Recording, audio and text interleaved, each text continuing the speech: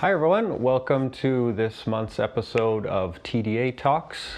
In April I sat down with Nina Gaessler from Geilo in Norway. She is a ski instructor and runs a fat bike business, and we had a really nice chat about her business and about fat biking and bike packing and some of the trips that she's done with TDA over the years. So I hope you enjoy this episode, and thanks for listening.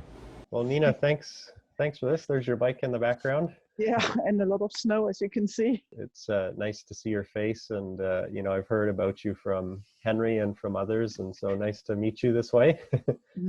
Well, that's on my behalf very nice to finally see you moving. I've seen pictures Exactly. of you. Yeah. Great. So let me start. If you can tell me your name, where you're from, where you are right now, and what tours you've done with us. Hello, my name is Nina, and I'm born German, but I have lived in Norway for the last 15 years. I am a ski instructor, and I run my own business for fat bike riding and snowshoeing and guiding. And I've been with TDA on the North American Epic in 2013.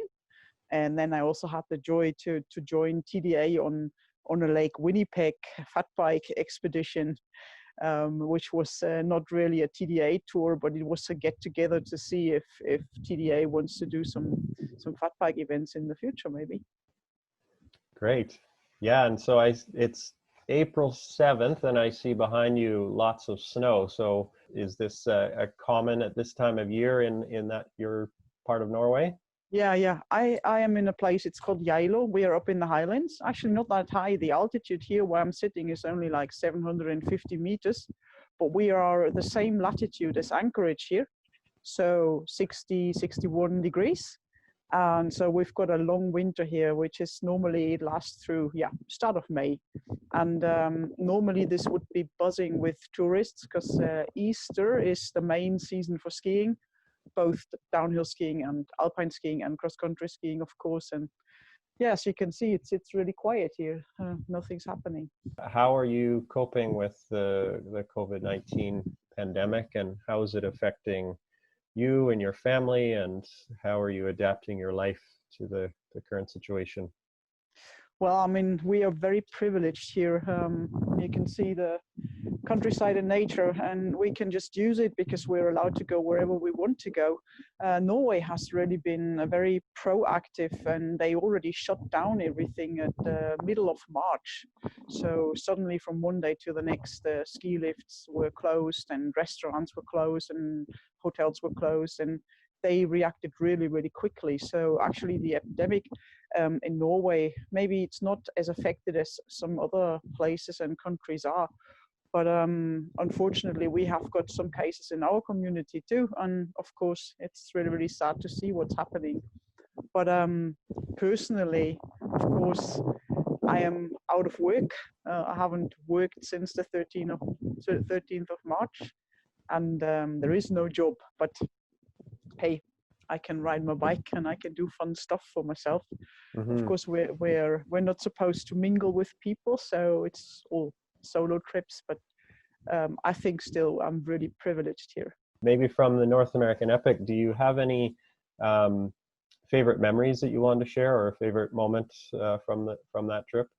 What I remember, the first day when we all met in Anchorage, and we were a group of 42 people starting the trip. And I didn't know any of those, and I hadn't ever done a TDA trip. And Henry welcomed us, and he said that this is going to be a social experiment too. And I was like, what is he talking about? I thought, I just want to ride my bike. I want to see North America. That's what I paid for. And actually, this is what I remember the dearest, and this is what I will never forget. And this is just these social interactions and that sense of community, a very, very strong sense of belonging, because even though we were from all different parts of the world and different age groups and different backgrounds, we had that common thing. We were cycling, and it was amazing. I have made friends, and I've stayed in touch with people that have become so dear in my life, and I'm still staying in touch.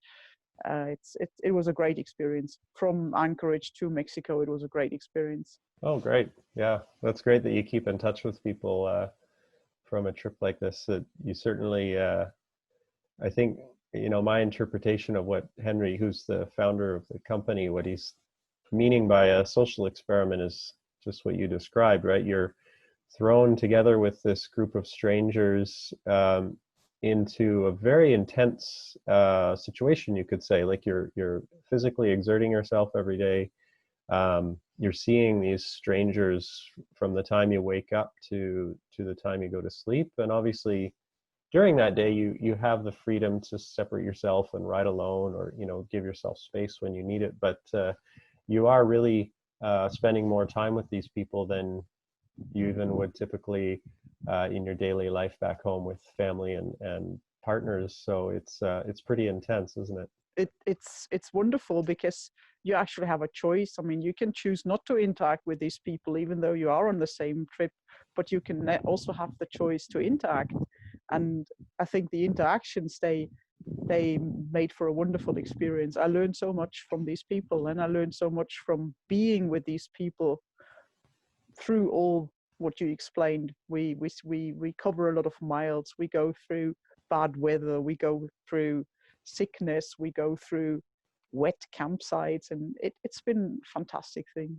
Yeah, well, and you mentioned the Lake Winnipeg fat bike trip that you were a part of. So that was, I don't know, was it 2015 or 17, no, 17? 16 or 17. Yeah, Yeah, okay. yeah. And so the idea with that was we had these big grand plans to potentially do a fat bike experience in Antarctica. And so this was like an event to bring people together, but also sort of a training trip for people that were considering joining us in Antarctica. The Antarctica trip didn't come together. It probably, just logistically and otherwise, it probably wouldn't have worked. But we never really regret these things. We see them as learning experiences, and what it did result in was the training or the fat bike experience on Lake Winnipeg. So we're glad that at least that part of it went off, Yeah, and definitely. the feedback was that people enjoyed it, and it was a very, very different experience for us as organizers. What were your memories from that experience? Oh, I learned a ton.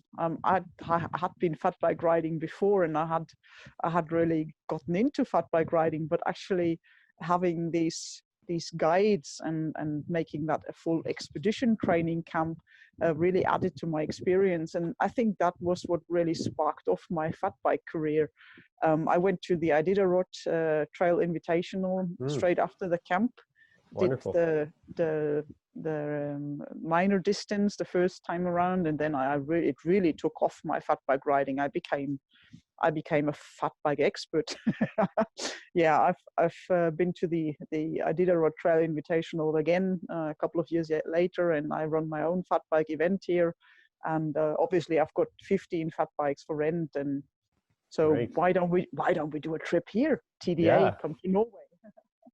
Absolutely. Sounds good. So tell me a little bit about your business. So you do fat bike trips, and I think I saw on your website you do even like longer multi-day fat bike trips and bike packing and skiing. So maybe I'll let you explain it. Yeah, exactly. My business is very small. I still work as a ski teacher, so that's my main job. But I have got a little business. I take people out on fat bike rides. Most of the times it's just like tiny hour rides. People just want to try, and I do snowshoeing trips. And yeah, if anybody asks, then yes, a multi-day trip, of course. Cool. And we run a little event here, which is a qualifying race for the Iditarod Trail Invitational, and it's all about community. I mean, fat bike riding is really good fun. So. And tell me about, it was interesting over the last, I don't know, you'd know better than me, but maybe 5 to 8 years, the fat biking has become a huge thing. And then following that was bike packing almost right after that. So what is it about those new sports, almost you could call them, that's different than other aspects of the cycling world? And what's the major appeal? the major appeal of fat bike riding or bike Yeah, packing? yeah. Or Let's start with fat biking. well, for me here in the north of Norway, or not the north of Norway, but in the mountains of Norway, a fat bike just extends my cycling season, and cycling on snow is just tremendous fun. Cycling on sand too, it's just a different element, and it's fat bike riding is not serious. It just puts a smile back on your face. It can't be serious. I mean, look at those tires.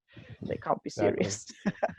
No, it's good fun. It's just explore a different element, snow or sand or whatever. And then you can see you can fit a lot of stuff on a fat bike. So makes it a really good vessel to transport things.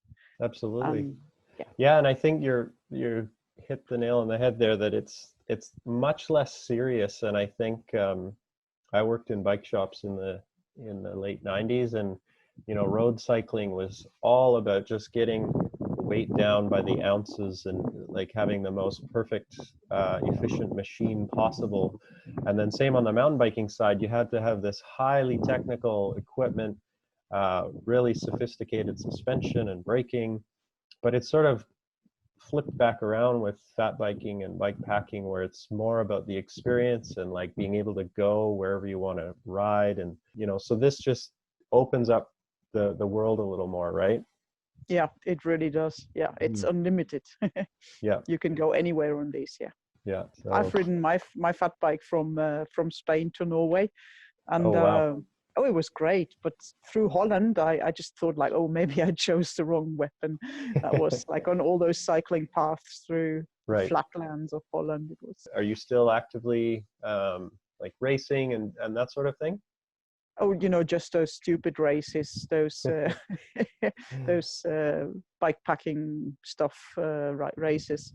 I really enjoy the bike packing style of traveling. So I've got family in Spain, and I've got family in Germany. So um, and I of course don't want to spend too many air miles. So I'm trying to cut down on flying around in the world. So my thing has become, after the skiing season here, I fly to Spain and then I ride back and I visit my family in Germany on the way. And Europe is vast, and you've got all these pilgrims trails and off-road routes, which makes it really good fun to combine. So actually, if it wouldn't have been for Corona, I would have been off to Spain again in about 3 weeks, and I would have ridden again France, Switzerland, Germany. This time I would have gone through Poland and Lithuania, Estonia and Latvia and Sweden Great. again. And so I just, traveling, camping. Yeah. Wonderful. Yeah, I did 2 summers ago. I did a bike packing trip with my brother in the Canadian Rockies, part of the Great Divide route, which was really eye-opening. It's such a beautiful part of Canada that I hadn't explored much before, and it's quite a famous route now that people like to do, and for good reason. But it was a good reminder for me that I've worked for many years organizing and participating in these supported cycling tours, and it's just a good reminder that there's great value in doing your own trips as well, and there's a different experience on a supported trip and a different experience on an independent trip, and both are really valuable, and they both have their place, I think. Definitely. I'm thinking that very often, because there are actually a few places in the world that I would like to see by bike, but I wouldn't want to go on my own. Do you have any tips or advice that you could share? Let's say that someone is thinking about a trip with us and is still a little hesitant. Do you have any advice? Go for it. Just go for it. Um, I I can just absolutely recommend it. I think for me it was an eye opener and a life changing event, and I would definitely do it again. Actually, I'm planning on doing it again because it was such a great experience, and I don't think you could have a trip where it feels wild and it feels like an adventure. At the same time, it is protected and safe because somebody's actually guiding you without you knowing that they're guiding you, which I find is the perfect experience. Yeah, Definitely. that's a good point. I think we try to we try to ride that line between guided support and freedom, and I think we're able to do it for the most part. And it's certainly not a perfect system. People do have to accept that they're going to be riding alone sometimes, and that if they do have a problem, that the staff might not be able to get there immediately, and they might need to be patient and wait, if there's something that's gone on. But what that does allow, on the positive side of it, is that freedom, and people can stop if they see something interesting on the side of the road, or they can take pictures and not feel that they're holding someone else up. So that's the beauty of it. Definitely. I would only see that as an advantage, because I don't think that I would enjoy a trip where the support car is right behind me, and if I have a puncture, then somebody jumps out and helps me, because that wouldn't make me have an adventure, and it wouldn't make me grow, I think. Yeah, exactly. I think we've always tried to hang on to the expeditionary spirit of our Tour d'Afrique, which was the very first trip. And so even our trips in Europe that are, quite different and less kilometers per day and hotel every night, they still carry with them that style of, if you get a flat, expect to fix it yourself, and, navigate your own way each day, but know that in the background, there's a support structure, and there's a fallback if something goes really wrong. Yeah, and I think somebody who joins a TDA trip is most likely somebody who has ridden their bike before. And I think a cyclist I think it's in the nature of a cyclist, you need to conquer that hill yourself. Nobody's going to push you up that hill. And you also know that if it starts raining and it's storms and whatever, then you need to push through that, because that's the only way to go through that. Nobody's gonna hold your hand, and that's part of the fun, if you ask me, because that shower or the sleeping bag or the tent in the evening is so much nicer and so much more comfortable if you have gone through all those rainy days and storms and winds and whatever. So for me, that's the positive. Well, that's great, Nina. Did you have any other comments or anything you wanted to add? Comments for the cycling community and Corona? Well, I think that's exactly what makes a cyclist. We know how to push through things, storms, rainy days, and we know how to push up a hill. So I think for us, it's just to follow the traffic rules, as in like follow whatever you are told to do. I think it's a smart and wise thing to follow the authorities and just have fun and stay yourself.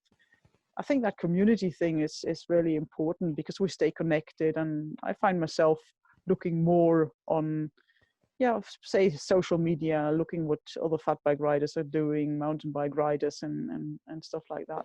Of course, it's also a very nice time to look at maps, look where you can go. Absolutely. Maybe even consider booking your next trip. Yeah, and then also the good memories of cycling trips definitely helps. Well, I wish I was there to join you in the snow and doing some fat biking. It looks like a lot of fun. I hope you have a nice evening there, and enjoy the rest of the day. Thanks a lot, and you're most welcome, and so is the rest of the TDA community, to come to Norway, and then we can try those things together. Thank you so much, and really appreciate your time. Thanks a lot, and take care. Yes, you too. Bye-bye. Okay, that's it for episode 7 of TDA Talks. I hope you tune in next month as well. Make sure to subscribe to our YouTube channel to get alerted to new episodes. Thanks a lot.